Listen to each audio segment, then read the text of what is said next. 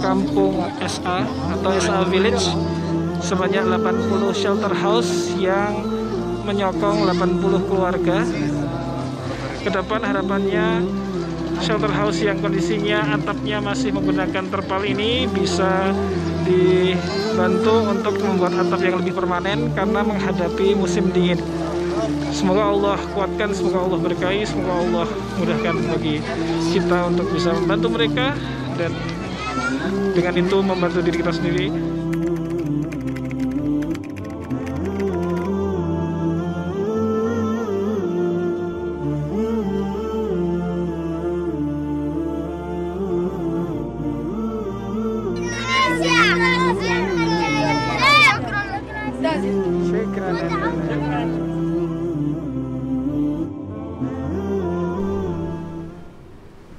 Bismillahirrahmanirrahim. Assalamualaikum warahmatullahi wabarakatuh.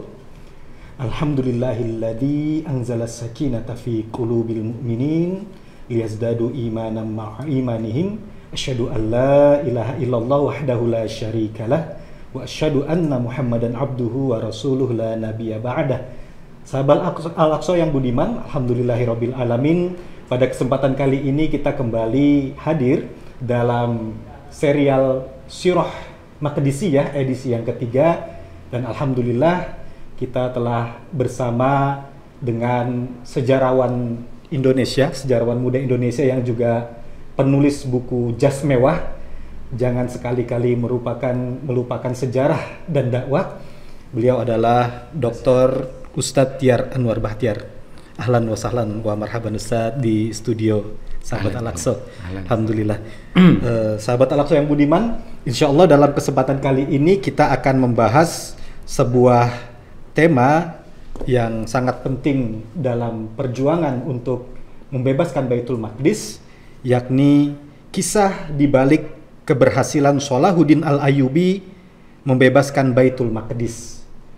Dan dalam kesempatan ini kita akan mengulas bagaimana proses panjang di balik perjuangan Salahuddin Al-Ayyubi membebaskan Baitul Maqdis, di mana banyak orang mengenang fakta bahwasanya Salahuddin berhasil membebaskan Baitul Maqdis, tapi belum banyak yang menelaah secara mendalam faktor-faktor apa yang membuat pembebasan itu bisa terrealisasi. Baik, Dr. Tiar Anwar, mungkin di sesi awal ini bisa menyampaikan catatan pengantar tentang tema kita ini. Baik, terima kasih. Alhamdulillahirabbil alamin. Wassalatu wassalamu ala nabiyyinal karim wa ala alihi washabbihi wa man tabi'ahum bi ihsanin ila yaumiddin.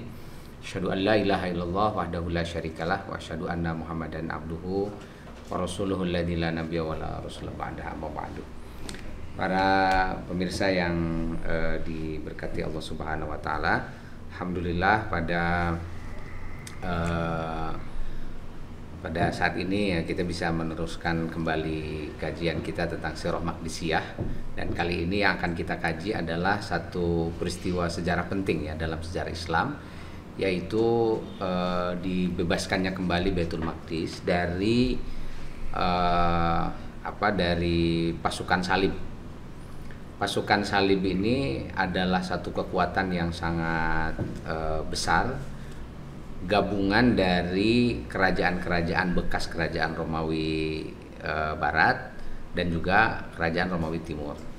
Jadi ada pasukan Romawi Barat itu kan dari kerajaan Inggris, kemudian dari kerajaan Prusia ya, atau Jerman, kemudian dari kerajaan Normandia, Prancis, kemudian juga kekuatan-kekuatan dari Romawi Timur sendiri, dari Bizantium gitu.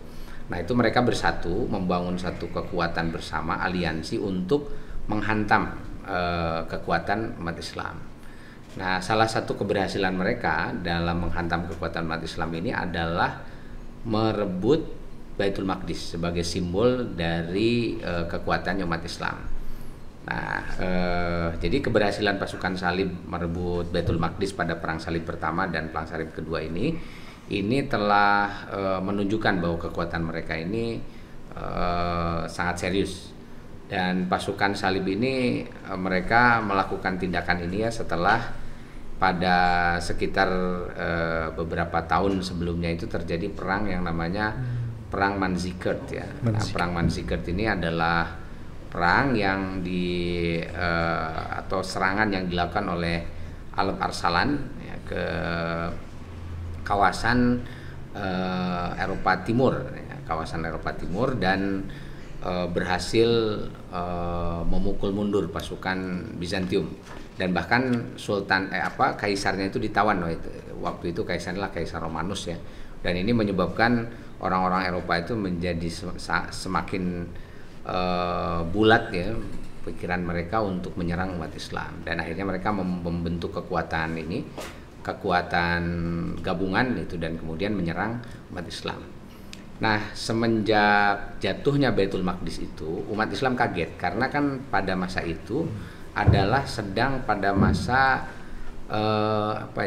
sedang puncak kekuasaannya umat Islam di dunia. Keemasan. Ya, kalau zaman keemasan itu zaman Nabi Muhammad SAW. Tapi pada masa itu kekuatan umat Islam dan kekuasaannya sudah menyebar sampai ke mana-mana kan gitu. Sampai nanti muncul kekuatan Seljuk misalnya, kekuatan ya tentu sebelumnya itu Bani Umayyah, Bani Abbasiyah dan sebagainya, yang ini sangat membanggakan umat Islam. Tapi ketika di tengah kebanggaan umat Islam terhadap peradabannya yang sedang menguasai dunia, tiba-tiba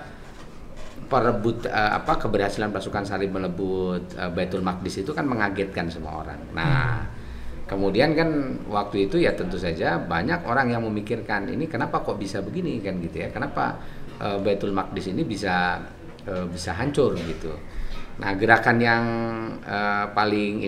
paling mudah dilakukan adalah gerakan militer. Tapi ternyata waktu perang Salib pertama ya, mereka sudah berhasil melakukan merebut Baitul Maqdis. Nah, itu perang Salib kedua, di mana nanti ada serangan balasan dari umat Islam, ternyata gagal gitu ya. Perang Salib kedua itu umat Islam kalah lagi. Nah, baru nanti pada perang Salib ketiga itu umat Islam meraih kemenangan. Ya, dan tokoh perang Salib ketiga ini yang sangat terkenal di dunia Islam namanya adalah Salahuddin Al-Ayyubi. Nah, jadi tokoh Salahuddin Al-Ayyubi ini tentu saja ya, dia tidak lahir begitu saja, tapi nanti ada rentetan peristiwa sebelumnya yang ini kelihatannya seperti tidak ada kaitan langsung dengan pembebasan Baitul Maqdis secara militer, tetapi justru ini adalah fondasi bagi kemenangan Salahuddin Al-Ayyubi merebut Baitul Maqdis dari pasukan Salib. Nah, ini yang seringkali kita meluputkan bagian yang sangat penting ini. Sebab kalau perangnya sendiri, kalau perang Salib ketiga itu malah nggak terjadi pertempuran yang sengit gitu ya. Jadi pasukan kaum muslim itu hanya datang ke sana dalam jumlah yang sangat besar, dan penguasa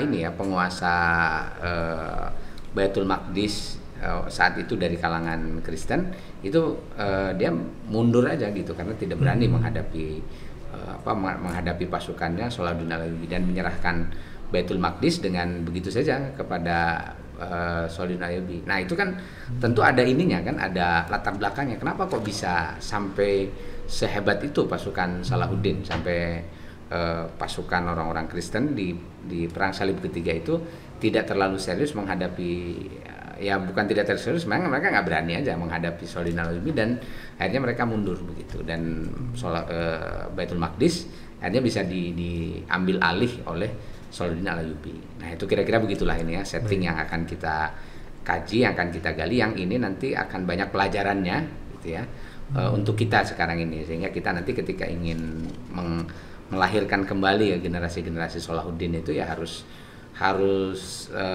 melihat ya faktor-faktor apa yang menyebabkan lahir generasi seperti Salahuddin Al-Ayyubi itu. Banyak pemikir yang mengatakan, dokter, bahwasanya ketika Salahuddin berhasil menjadi pejuang yang mencapai prestasi gemilang, tidak bisa dilepaskan dari begitu banyak tokoh, termasuk Yusuf bin Najmuddin Ayyub, nama beliau ini ya. Tidak bisa dilepaskan dari pamannya yang bernama Asaduddin Syirkuh, kemudian gurunya yang bernama Nuruddin Zanki, yang bahkan telah menyiapkan sebuah mimbar di Damaskus ketika periode awal sebelum pembebasan Baitul Maqdis untuk membangun visi untuk besar ke sana. Dan ada lagi pemikir yang mengatakan di balik keberhasilan Nuruddin Zangki sebagai pendidik pun ada fase besar di baliknya tentang proses persiapan yang panjang yang membentuk kader-kader pejuang yang tangguh ini. Bagaimana catatan dokter tentang itu? Ya, betul sekali. Jadi lahirnya generasi Salahuddin itu bukan dari ruang kosong ya, bukan ujug-ujug begitu datang ya. Tapi itu kalau kita mengurut ya, dari dari mana lahirnya generasi Salahuddin ini, nah kita akan menemukan satu catatan yang sangat baik ya, tulisan disertasinya Dr. Majid Ihsan Al-Kailani, judulnya Hakadha Dhoharojil Salahuddin Hakadha Adat Al-Quds. Nah, beliau itu menganalisis ya bagaimana faktor-faktor penting ya dibalik lahirnya generasi Salahuddin dan menangnya Salahuddin Al-Ayyubi merebut kembali Baitul Maqdis sampai nanti Baitul Maqdis selama berabad-abad dikuasai lagi oleh umat Islam. Nah, kalau dalam analisisnya Majid Ihsan Al-Kailani yang bukunya dalam bahasa Indonesia sudah diterjemahkan ya beberapa sudah 2 kali edisi. Edisi pertama sudah tidak cetak lagi, yang baru judulnya Model Kebangkitan Umat Islam. Ya, nanti bisa dicari oleh para pemirsa buku itu karena ini sangat penting dan sangat menarik. Nah, dalam buku ini Majid Ihsan beliau menyebut bahwa lahirnya generasi Salahuddin itu diawali oleh munculnya seorang pemikir yang sangat brilian saat itu, yaitu Imam Al-Ghazali, Abu Hamid Al-Ghazali. Jadi Abu Hamid Al-Ghazali ini yang karirnya dalam dunia keulamaan dan pendidikan itu sudah sampai pada kira-kira inilah ya puncak karirnya, karena beliau menjadi rektor atau menjadi syekh ya di Madrasah Nizamiyah. Madrasah Nizamiyah di Baghdad waktu itu adalah madrasah yang sangat prestisius ya, didirikan oleh Wazir Nizamul Muluk dan menjadi pusat pendidikan yang sangat terkenal. Dan siapa yang memimpinnya itu biasanya menjadi ulama-ulama yang termasyhur. Seperti nanti ada tokoh-tokoh seperti Imamun Haramain Al-Juwaini ya, yang menjadi gurunya Imam Ghazali, kemudian ada Ibnu Daqiqil Id dan lain-lain itu. Jadi dari sana itu lahir ulama-ulama yang masyhur di dunia Islam. Nah, Abu Hamid Al-Ghazali ini dia dalam usia yang muda lah gitu memutuskan untuk mengundurkan diri dari posisinya sebagai pimpinan syekh, mudir atau rektor ya di Madrasah Nizamiyah, karena dia melihat bahwa ada hal yang lebih krusial yang harus dia siapkan daripada hanya mengurusi kebanggaan sebagai seorang pejabat intelektual ya, pejabat kampus dan sebagainya gitu. Karena ini ya catatan Dr. Majid Ihsan itu menarik sekali, bahwa katanya sekarang ini di dunia Islam salah satu penyakit yang sedang terjadi itu kalangan intelektual dan ulama-ulama muslim itu hanya menjadikan ilmunya itu sebagai kebanggaan aja gitu ya, sebagai kebanggaan diri. Jadi tidak dijadikan sebagai kekuatan untuk melakukan perubahan di tengah umat Islam gitu, untuk mencapai kemenangannya kemenangannya umat Islam. Nah, ini jadi di dalam buku ini ya, bukunya Majid Ihsan Al-Kailani ini, nah beliau menyebut bahwa karena umat Islam sekarang ini sudah terlena, dia tidak punya konsepsi pemikiran yang benar. Nah, akhirnya ilmu itu hanya jadikan kebanggaan aja. Nah, waktu itu Imam Al-Ghazali dia memutuskan untuk mengundurkan diri dari jabatannya sebagai rektor. Kemudian dia beruzlah. Nah, beruzlah dalam pengertian bukan mengasingkan diri dari kenyataan ya, lari dari kenyataan tidak. Tapi ternyata Imam Ghazali dia punya pemikiran lain. Jadi bahwa yang dia amati gitu ya, kenapa umat Islam itu menjadi lemah ya, umat Islam itu menjadi mundur dan mudah sekali dihancurkan oleh oleh pasukan salib. Dia melihat justru problemnya itu dimulai dari problem rusaknya pemikiran. Karena memang pada masa Imam Ghazali itu misalnya ya, pertentangan di antara madhab-madhab pemikiran, ada madhab kalam, ada madhab fikih, itu sudah sampai pada level saling hina. Kalau dalam catatan ini misalnya Al-Kamil Fit Tarikh ya, itu sampai disebutkan ya di madrasahnya Imam Al-Ghazali itu di Madrasah Nizamiyah itu sempat ada seorang ulama ya dari madhab Imam Abu Hanifah kalau tidak salah diundang ceramah tiba-tiba karena dia madhabnya beda dengan madhab mayoritas murid di sana yang bermadhab Syafi'i, akhirnya itu dilempari si penceramahnya ini. Dan kenapa? Karena beda madhab. Dan terus nanti pendukung si ulama ini kan gitu ya, pendukung ulama ini yang tentu dari madhab Hanafi nggak terima, sampai terjadi tawuran antar pelajar gara-gara beda madhab. Nah itu kan sampai modelnya begitu. Mungkin juga kita menghadapi situasi yang sama saat ini ya. Jadi tawuran gara-gara beda preferensi pemikiran. Kemudian munculnya gerakan-gerakan kebatinan misalnya ya, yang sudah mengabaikan lagi syariat. Jadi ini sebenarnya mulai dari gerakan sufi tapi hulu ya, berlebihan sampai dia betul-betul mengabaikan syariat. Nah kemudian muncul juga nanti gerakan-gerakan pemikiran yang sesat lainnya. Ada gerakan zindik, ada gerakan macam-macam lah gitu ya, pengaruh dari luar itu, yang menyebabkan umat Islam itu gara-gara pemikirannya kacau, tidak terlalu berorientasi kepada karena pemikiran kacau, akhirnya orientasi kehidupan umat Islam itu menjadi sangat duniawi. Itu yang dikhawatirkan Rasulullah gitu, bahwa umat Islam itu akan diserang dan menjadi makanan musuh-musuhnya karena penyakit wahan itu ya. Wahan itu hubud dunia wa karahiyatul maut. Dan ini kan yang oleh Imam Ghazali sangat dikhawatirkan, sampai akhirnya beliau uzlah harus konsisten dengan apa yang dia pikirkan. Itu akhirnya beliau menulis buku kan ya, menganalisis tentang kelemahan-kelemahan umat Islam. Banyak buku yang beliau tulis, misalnya ada yang pernah saya baca saja, itu kan salah satu tulisan Imam Ghazali yang sangat, bagi saya itu sangat penting, judulnya Al-Kashfu wa Tabyin fi Ghururil Khalqi Ajma'in. Al-Kashfu wa Tabyin ini satu buku yang ya lumayan tidak terlalu tebal gitu, tapi ini menjelaskan tentang Ghururil Khalqi Ajma'in. Ghurur ini ketertipuan seluruh makhluk. Jadi di situ Imam Ghazali mengungkapkan bagaimana para ahli fikih tergelincir dalam dalam ilmunya, bagaimana seorang raja tergelincir dalam jabatannya, bagaimana seorang ahli ekonomi tergelincir di dalam dalam kegiatannya mencari usaha. Kemudian bagaimana seorang sufi, seorang mutakalim, ahli kalam, kemudian seorang ahli bahasa dan sebagainya, itu mereka ini ada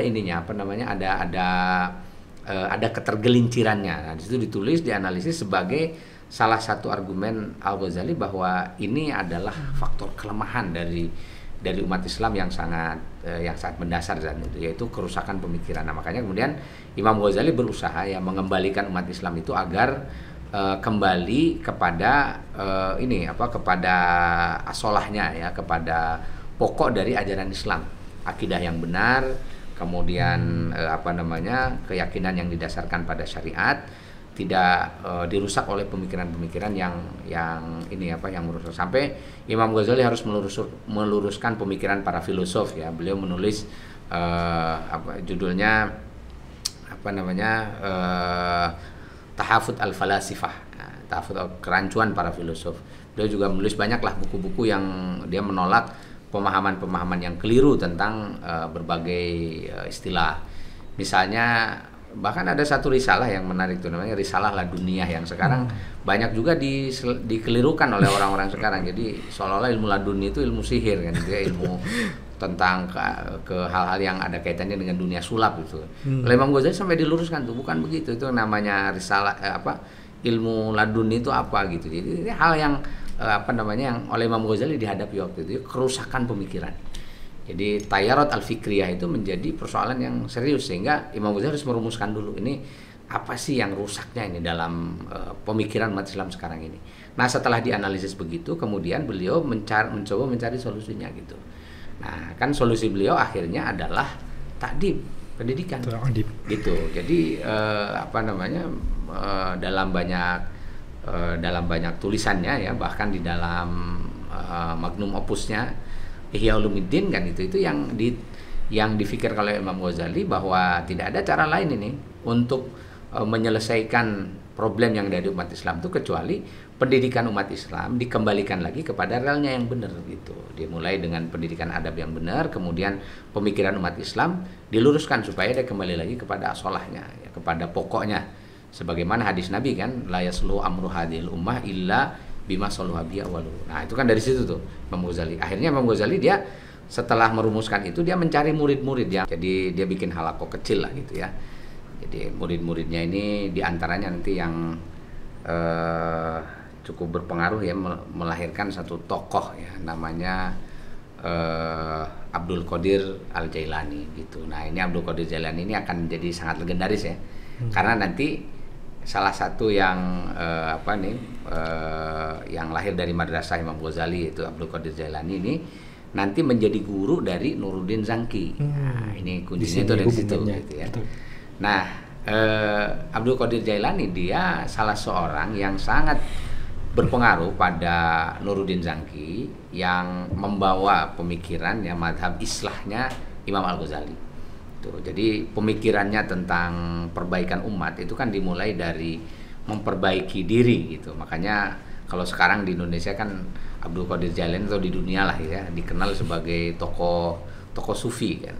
Sebenarnya kan kalau isu utama atau tema utama dari pemikiran tasawuf itu kan adalah perbaikan diri ya. Memperbaiki hati supaya dia bertawajuh pada Allah Subhanahu wa taala, menyingkirkan tujuan-tujuan duniawi dan sebagainya. Jadi intinya sebenarnya adalah tazkiyatun nufus gitu. Jadi memperbaiki jiwa, membersihkan jiwa. Nah, makanya nanti tokoh Abdul Qadir Jailani ini menjadi sangat terkenal ya. Kenapa sangat terkenal? Karena ketika salah seorang murid dari Abdul Qadir Jailani ini adalah dari keluarga Sultan, kan Nuruddin Zangki itu kan anak dari Imaduddin Zangki. Nah, dia salah seorang penguasa di kawasan Syria gitu. Jadi di Syria itu banyak sultan-sultan kecil gitu. Banyak amir-amir, penguasa-penguasa kecil yang menguasai satu daerah. Nah, ini Imaduddin Zangki juga begitu. Jadi Imaduddin Zangki ini dia sangat tertarik dengan dengan pemikirannya Abdul Qadir Jailani dan juga dengan pola pendidikannya. Akhirnya anaknya Nuruddin Zangki ini dia dibina di situ ya, di madrasahnya Abdul Qadir Jailani gitu. Dan itu biasa kan dulu yang namanya sultan-sultan gitu ya, kemudian khalifah-khalifah itu mereka akan menyiapkan anak-anaknya itu dengan pendidikan terbaik dan mereka mencari guru-guru yang paling baik juga. Nah, pada masa itu di Syria itu Abdul Qadir Jailani itu terpilih nanti menjadi salah seorang yang akan mendidik ya Nuruddin Zangki itu. Dan sampai akhirnya nanti Nuruddin Zangki ini dia pemikirannya jadi jadi terbuka gitu ya, maksudnya mendapat pencerahan nih dari ajaran-ajaran Abdul Qadir Jailani sehingga beliau mendirikan namanya Madrasah Zangkiyah. Nah, Madrasah Zangkiyah ini atau Madrasah Nuriyah ya.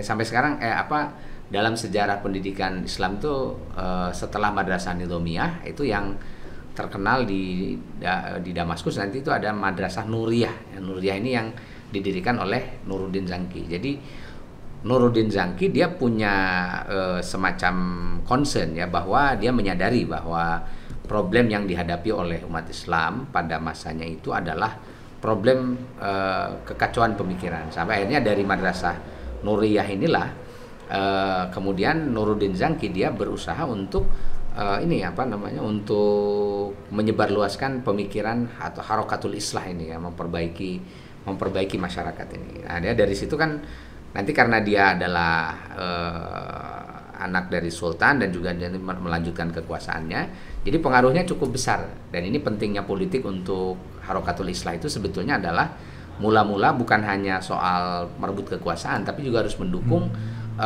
perbaikan masyarakat. Nah, makanya kenapa di dalam Islam itu yang namanya visi kekuasaan itu harus hifdzuddin ya, menjaga agama dan mengurusi urusan masyarakat, karena nanti yang namanya kekuasaan itu harus berbasis pada pemikiran agama yang benar gitu. Nah, dari situlah nanti masyarakat itu dididik dengan sangat sangat luar biasa, dan itu membutuhkan waktu yang cukup panjang gitu ya walaupun pada masa itu umat Islam sedang berkuasa ya, tetapi untuk memperbaiki masyarakat itu juga tidak mudah gitu ya, perlu waktu yang cukup panjang itu. Kalau dihitung-hitung mungkin ya dari Imam Ghazali yang beliau wafat itu tahun 1111 ya, persis hanya beberapa tahun kan setelah ditaklukkannya Baitul Maqdis di perang salib pertama kan tahun 1098 kan itu ya, 1098. Kemudian nanti ditaklukkannya lagi Baitul Maqdis pada masa Salahuddin Al-Ayyubi itu kan 1187. Nah, jadi kan dari wafatnya Imam Ghazali ya, artinya Imam Ghazali kan dia sudah melakukan banyak hal tuh sebelumnya. Sampai nanti lahirnya generasi Salahuddin Al-Ayyubi itu butuh waktu yang sekitar ya 50 tahun itu untuk ketemu dengan generasi Salahuddin itu. Dan Imam Ghazali tidak menyaksikan sendiri. Ada muridnya Abdul Qadir Jailani yang kemudian menjadi punya binaan seorang sultan dan anak sultan, keluarga Zangkiyah. Dan juga nanti dari Madrasah Nuriyah ini lahir tadi tuh Salahuddin Al-Ayyubi ini kan gitu. Makanya kenapa Nuruddin Zangki disebut sebagai gurunya, karena memang Salahuddin Al-Ayyubi yang juga sebenarnya adalah masih saudara kan, sepupu dari Nuruddin Zangki ini, itu mendapatkan banyak inspirasi, dan dia yang dibina betul kan dengan pembinaan dari sejak awal ya, sampai kemudian Salahuddin Al-Ayyubi lahir menjadi satu generasi yang menjadi satu pribadi yang dengan teman-temannya gitu ya, pribadi yang secara akidah benar, secara pemikiran tidak rusak, dan dia punya semangat untuk berjihad.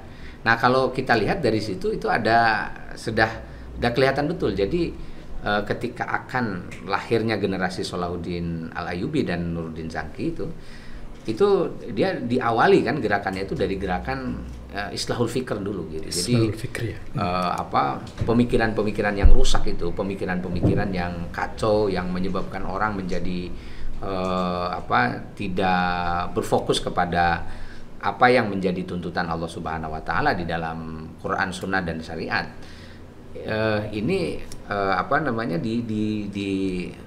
Diselesaikan dulu begitu. Jadi dijawab dulu.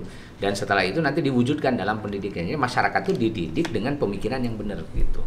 Jadi di situ ada harokatut tarbiyah, dan bahkan seorang penguasa seperti Nuruddin Zangki saja dia sangat memperhatikan harokatut tarbiyah ini. Sebab beliau sangat yakin gitu bahwa tidak mungkin terjadi perbaikan, terjadi islah kalau masyarakatnya tidak mengerti kemana arah dari islah ini gitu, kemana arah perjalanan agama ini gitu. Nah, sehingga itu perlu ya masyarakat dibina dengan pembinaan yang benar, dengan pendidikan yang sesuai dengan ajaran dari Rasulullah SAW. Itu kan ditanamkan misalnya adab ya sebagai fondasi utama di dalam pendidikan, dirumuskan pendidikan fardu ain yang harus dimiliki oleh masyarakat, dan itu dijadikan sebagai salah satu fondasi di dalam memperbaiki masyarakat. Makanya nanti ketika masanya Salahuddin Al-Ayyubi itu ya, Salahuddin Al-Ayyubi itu selalu dia mudah untuk membangkitkan semangat masyarakat untuk mendukung perjuangan seperti perjuangan menghadapi pasukan salib itu, dengan mengingatkan mereka saja kepada kepada sirah Nabi Muhammad SAW. Dulu kan pada masa Salahuddin Al-Ayyubi ini konon katanya dimulai oleh Gubernur Al-Kokburi ya. Gubernur Irbil.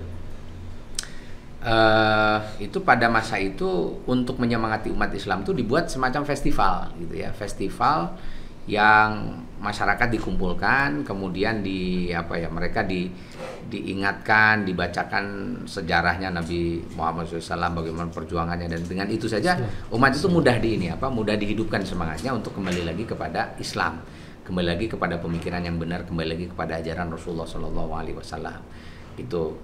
Nah, tapi itu tentu saja kan tidak tiba-tiba, tapi ini dari satu gerakan pendidikan sebelumnya yang masyarakat itu memang sejak kecil sudah disiapkan dengan pendidikan yang benar gitu. Nah, maka dari situlah nanti ya Nuruddin Zangki dan Salahuddin Al-Ayyubi dia setelah itu baru bisa merumuskan satu setelah berhasil memperbaiki pendidikan itu kan dia sudah berhasil memperbaiki masyarakat. Cuma waktu itu memperbaikinya agak lebih enak itu karena rusaknya belum terlalu parah gitu ya. Jadi jadi perbaikannya itu butuh waktu, ya katakan saya kalau 50 tahun kan pendek ya gitu ya. 50 tahun ini waktu yang tidak terlalu panjang. Kenapa tidak terlalu panjang? Karena kan memang kan umat Islam waktu itu ya dominan lah di dunia gitu. Pemikiran Islam menjadi pemikiran yang dominan juga, sehingga penyimpangan pemikiran dikembalikan lagi kepada Islam itu tidak terlalu sulit untuk dieliminasinya gitu, yang sesat-sesat itu gitu. Karena kebenaran Islam sebetulnya mudah untuk dilihat dan juga mudah untuk diterima oleh masyarakat, sehingga butuh waktu yang tidak terlalu panjang. Dan serangannya ini kan bukan serangan pemikiran dari luar, itu belum terlalu mengakar gitu. Jadi itu masih semacam penyakit-penyakit yang sifatnya masih ringan-ringan lah gitu ya. Kalau mungkin penyakit di badan kita belum sampai pada level kanker gitu ya, baru mungkin serangan-serangan penyakit kulit, jamur misalnya itu ya, enteng-enteng lagi. Tapi juga membuat orang menjadi lemah juga kan itu ya, kondisi fisiknya.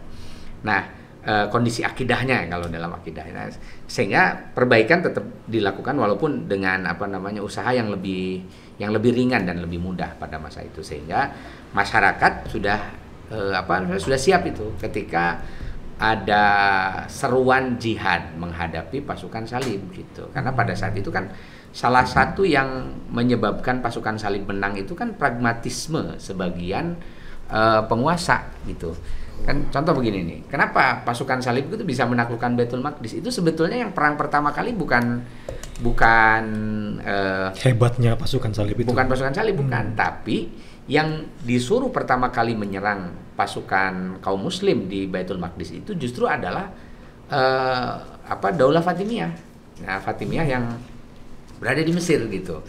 Dan Daulah Fatimiyah ini yang mengklaim sebagai khalifah waktu itu kan dia harus berhadapan dengan khalifahan Abbasiyah ya. Dan di Baitul Maqdis, nah, ini kan salah satu kekuatan Abbasiyah itu nanti ada di sana gitu. Nah, oleh pasukan salib, penguasa dinasti Bani Fatimiyah ini itu dihasut gitu ya. Bukan hanya dihasut, tapi mereka diajak untuk bekerja sama gitu dengan pasukan salib. Mereka dibantu persenjataan, dibantu kekuatan logistik dan sebagainya untuk untuk menyerang kan Baitul Maqdis itu. Dan setelah mereka bisa mendapatkan kekuasaan di sana nanti janji dari pasukan salib itu kalau Fatimiyah berhasil melakukan pasukan salib itu nanti mereka yang akan menguasai kawasan Baitul Maqdis itu gitu. Dan waktu itu kan memang target betul kan Fatimiyah yang dia berasal dari dari Maghrib, dari Maroko, yang kemudian bergeser terus sampai dia berkuasa di Kairo. Itu dia berkepentingan untuk terus meluaskan kekuasaannya ke Baitul Maqdis karena kan berbatasan langsung antara Mesir dengan Baitul Maqdis itu. Nah, sehingga ketika berhasil ya mengambil alih Baitul Maqdis, nah itu pasukan salib datang, dan yang pasukan salib itu dia sudah karena dianggap sebagai mitra kan itu dibiarkan masuk ke Baitul Maqdis. Tapi setelah masuk ke Baitul Maqdis, semua wilayah itu dikuasai oleh pasukan salib, dan orang-orang Fatimiyah lah yang pertama kali dihabisi oleh oleh pasukan salib itu. Jadi mereka ini semacam kecele lah kan gitu ya. Nah, umat Islam berhasil diadu domba untuk bisa mendapatkan kekuasaan Baitul Maqdis itu. Nah, perang salib kedua itu hanya mempertahankan dan memperluas wilayah kekuasaannya itu. Nah, kan ini dibaca betul kan itu ya. Ini peta politik semacam ini oleh Salahuddin Al-Ayyubi dan Nuruddin Zangki, sampai nanti mereka baru setelah masyarakatnya ini siap untuk menghadapi untuk menghadapi gerakan mereka dalam merebut kembali Baitul Maqdis. Nah, di situ nanti ada strategi politik dan strategi militer yang disiapkan oleh Nuruddin Zangki dan Salahuddin Al-Ayyubi itu, sampai nanti berhasil menaklukkan Baitul Maqdis itu. Ustaz, ketika sebelum Al-Ghazali wafat, kemudian Abdul Qadir Al-Jailani juga masih terus mendidik umat tentang Islahul Fikriyah itu, apakah visi untuk membebaskan Baitul Maqdis itu udah ditanamkan, atau mereka betul-betul fokus pada islahul fikriyah dulu, islahul tarbiyah dulu? Jadi gini, jadi Baitul Maqdis itu bukan isu satu-satunya gitu, sebab Baitul Maqdis itu semacam simptom yang yang dilihat oleh Nuruddin Zanki, kemudian Imaduddin Zanki, Salahuddin Ayyubi, yang dilihat ini sebagai pertanda bahwa umat Islam itu lemah. Kalau dibiarkan tidak direbut Baitul Maqdis itu nanti bahaya. Yang lain itu tinggal nunggu waktu aja gitu ya. Jadi ketika Baitul Maqdis itu sudah ditaklukkan, kalau tidak segera diselesaikan Baitul Maqdis ini, maka di sekeliling Baitul Maqdis itu pasti akan segera bisa ditaklukkan. Itu mirip lah seperti yang terjadi sekarang kan gitu ya. Ketika Baitul Maqdis ini tidak segera diselesaikan, maka di sekitar Baitul Maqdis itu tinggal nunggu waktu aja untuk dikuasai oleh oleh orang lain kan, kira-kira begitu. Nah, itu yang waktu itu di ini. Jadi sebenarnya kan yang menjadi perhatian itulah perhatian umat Islam secara keseluruhan, tapi di situ ada penyakit yang harus segera disembuhkan, yaitu penaklukan Baitul Maqdis. Karena Baitul Maqdis memang secara geopolitik dia kalau di Timur Tengah itu kan semacam kunci gitu. Jadi kalau sudah bisa menguasai Baitul Maqdis, dia akan lebih mudah untuk masuk ke seluruh kawasan yang dikuasai oleh umat Islam, baik itu di Afrika Utara maupun di kawasan Timur Tengah gitu, di Asia sebelah barat. Nah, ini kan jadi jadi Baitul Maqdis itu ya pada masa itu tentu jadi target ya, jadi targetnya Salahuddin, karena memang yang jadi persoalan pada masa itu di hadapan Salahuddin itu adalah jatuhnya Baitul Maqdis gitu. Nah, sehingga visi untuk menaklukkan atau merebut kembali Baitul Maqdis ini menjadi salah satu target ya dari gerakannya Salahuddin Al-Ayyubi. Cuma itu bukan target utama, melainkan target antara, karena dengan itu nanti kekuatan umat Islam itu bisa dipulihkan. Nah, makanya setelah generasinya Salahuddin Al-Ayyubi ini kan nanti kita akan menyaksikan lagi lahirnya kesultanan yang hebat-hebat. Nah, gitu. Dari situ misalnya kita menyaksikan lahirnya Utsmani misalnya, walaupun dia mula-mula adalah bagian dari Seljuk. Kemudian kita menyaksikan lahirnya kekuatan Moghul di India gitu, dan dalam sampai pada batas-batas tertentu itu lahirnya Safawi di di Persia. Tapi kita lihat saja misalnya kekuatan yang dominan, yang utama itu misalnya Utsmani kan gitu. Kemudian yang kedua itu Moghul. Ini menjadi superpower di dunia yang hampir nggak ada nggak ada lawannya setelah itu, karena berkali-kali pasukan salib kan perang salib itu sampai 9 kali itu. Sampai 9 kali mereka gagal terus gitu ya dalam 9 kali itu, karena umat Islam sudah kembali lagi menemukan jati dirinya. Gitu, sehingga tidak mudah untuk dilemahkan lagi setelah itu gitu. Siap. Ustadz tadi menceritakan bahwasannya ketika langkah-langkah islahul fikriyah dan islahul tarbiyah ini dilakukan, umat kan posisinya sangat lemah Ustadz ya. Mereka ulamanya berpecah belah, kemudian penguasa terjebak pragmatisme atau mau enak sendiri, ukhuwah Islamiyah juga hancur, lagi renggang. Seberapa signifikan dakwah itu Ustadz bisa memperbaiki kondisi itu Ustadz? Maksudnya alurnya bagaimana dakwah bisa membenahinya ya, itu Ustaz? Jadi inilah yang kadang-kadang kita suka menyepelekan ya, seolah-olah dakwah itu ya kalau cuma dakwah mah nggak ada apa-apanya. Padahal sebetulnya kuncinya di situ. Itu kan sunnah nubuwah ya, sunnah kenabian dulu, sunnah dari umat Islam. Kan umat Islam itu kalau kata Allah disebut ukhrijat linnas ta'mur kuntum khairu ummatin ukhrijat linnas. Kan kalian itu umat terbaik yang dilahirkan ke tengah manusia. Kenapa kita disebut umat terbaik? Karena ta'muruna bil ma'ruf wa tanhauna 'anil munkar wa tu'minuna billah. Itu dakwah kan? Gitu. Jadi umat Islam itu menjadi umat terbaik karena dakwah. Nah, ini yang kita saksikan sepanjang sejarah, bahwa ketika dakwah itu kokoh, ketika dakwah itu kuat pada masa Nabi kan memulai kemenangan itu kan bukan dengan perang. Gitu. Karena di Mekah 13 tahun Rasulullah nggak pernah perang. Bahkan Rasulullah itu ditindas, Rasulullah tidak punya kekuasaan, pengikutnya orang-orang lemah semua kan gitu. Dari kalangan orang miskin, orang biasa saja, tidak ada yang punya jabatan. Nah, sehingga di Mekah itu Rasul betul-betul yang dikerjakan Rasulullah itu adalah berdakwah.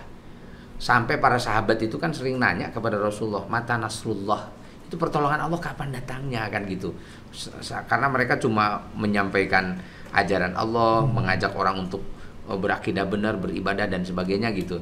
tetapi mereka masih dalam keadaan yang tertindas begitu. Nah, jadi dengan dakwah itu nanti Allah menjadikannya sebagai kunci pembuka kemenangan gitu. Karena setelah dakwah terus dilakukan, akhirnya kan dakwah itu sampai juga kepada orang-orang yang yang penting, misalnya sampai kepada orang Yasrib, sampai orang Yasrib nanti suku-suku Aus-Khazraj itu kabilah-kabilahnya mengislamkan banyak orang, sampai Rasulullah kan diundang, yang Rasulullah dia ingin pindah dari Mekah mencari tempat yang aman ya. Akhirnya ditampungkan di sana. Setelah di Madinah kan Rasul baru kemudian dia bisa membangun banyak hal. Itu artinya itu pertolongan Allah datang di situ. Sama seperti juga yang dilakukan oleh Imam Ghazali. Imam Ghazali juga nggak ngerti.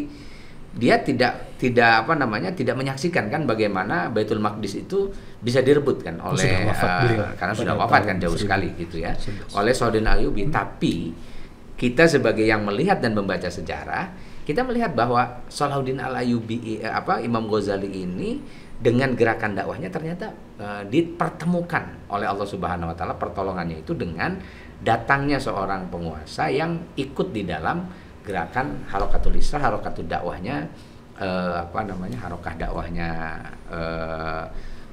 Abdul Qadir Jailani gitu, sehingga nanti ada Madrasah Sangkia, lahir Salahuddin Ayyubi dan seterusnya gitu. Jadi pertolongan Allah itu selalu ada bersama dengan dakwah. Jadi ini bukan perkara yang sederhana gitu, dakwah itu. Kira-kira begitu. Dan ada variabel yang menarik tadi Ustadz ya, ketika dakwah yang sedemikian serius dan intensif bertemu dengan dilembutkannya hati penguasa untuk menerima aja dia variabel. Betul ya. Dakwah yang kuat juga dengan dukungan dari penguasa ya Ustadz ya. Iya betul. Jadi gini, dakwah itu pembuka pertolongan Allah sebetulnya. Jadi kita serius dengan Allah Subhanahu wa taala dan pertolongannya, keyakinan kita pada Allah itu dibuktikan dengan dakwah kita. Jadi ketika kita menyampaikan dakwah itu menandakan bahwa kita itu sedang minta pertolongan sama Allah Subhanahu wa taala. Karena kita ngajak orang ke jalan Allah. Kan kita mengajak orang, ayo kita berakidah benar gitu ya, supaya Allah disembah saja. Kemudian kita berorientasi pada hidup itu pada akhirat. Kemudian kita mengajak orang supaya beribadah pada Allah Subhanahu wa taala. Seperti sederhana gitu, tapi justru itulah yang oleh Allah Subhanahu wa taala dilihat sebagai keseriusan dari umat Islam. Sebab Allah mengatakan tidak ada kata-kata yang lebih baik ya, waman ahsanu qaulan mimman da'a ilallah wa amila sholihan. Tidak ada ucapan yang terbaik, tidak ada kata-kata yang terbaik kecuali da'a ilallah ya, mengajak orang menuju kepada Allah Subhanahu wa taala, berdakwah kan gitu. Jadi dakwah ini adalah ahsanu qaulan. Jadi satu kekuatan yang dahsyat. Dia bukan kekuatan yang sederhana. Jadi ketika dakwah hilang, nggak ada kekuatan kita sebetulnya. Itu walaupun kita menjadi penguasa, walaupun kita banyak harta benda. Karena ketika dakwah tidak ada, berarti tidak ada orang yang meluruskan kekuasaan dan kekayaan itu ada di jalannya Allah Subhanahu wa taala gitu. Dan apakah ada konsekuensi langsung Ustadz antara akidah yang benar, pemikiran yang lurus ini dengan mudahnya umat bersatu, solidnya umat untuk berhimpun dalam barisan perjuangan? Apakah ada hubungan konsekuensi langsung itu Ustadz? Banyak. Jadi hubungannya itu sangat dekat sebetulnya. Karena kan yang namanya pemikiran itu kan, orang bersatu itu kan problemnya, masalahnya pemikiran gitu. Jadi ketika pemikirannya berserak, nggak sama, ya susah menyatukannya gitu. Jadi tidak akan bersatu. Itu kalau dalam hadis disebut al-arwah junudun mujannadah. Jadi jiwa manusia itu seperti tentara yang dibariskan. Ma ta'arofa iktalafa wa ma tanakaro ikhtalafa. Yang saling mengenal akan bersatu, yang tidak saling mengenal dia akan saling mengingkari gitu. Jadi ini menandakan bahwa faktor persatuan di dalam di dalam Islam itu ya ditentukan oleh tadi itu kesamaan pemikiran, dan itu kan ditentukan oleh dakwah. Jadi dakwah ini sangat sangat penting di dalam membenahi pemikiran umat Islam. Dan ketika pemikirannya sudah sama, visinya sama, itu insya Allah umat Islam itu mudah bersatu gitu. Saya kira begitu ya. Allahu Akbar, begitu banyak pelajaran penting pemirsa sekalian yang kita dapatkan dari kajian kita edisi kali ini. Dan insya Allah dalam kesempatan mendatang kita akan lebih jauh elaborasi, kita akan ulas lagi bagaimana pelajaran sejarah, ibrah dan hikmah dari perjuangan Salahuddin Al-Ayyubi ini untuk pembebasan Baitul Maqdis di era kontemporer atau di masa kini. Tetap saksikan terus kajian kita, dan semoga Allah memberikan pertolongan yang besar kepada kaum muslimin dengan kesungguhan kita untuk terus memperbaiki dakwah kita, islahul fikrah, islahul tarbiyah, dan semoga Allah menolong.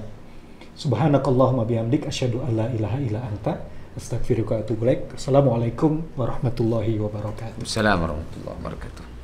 Alhamdulillah.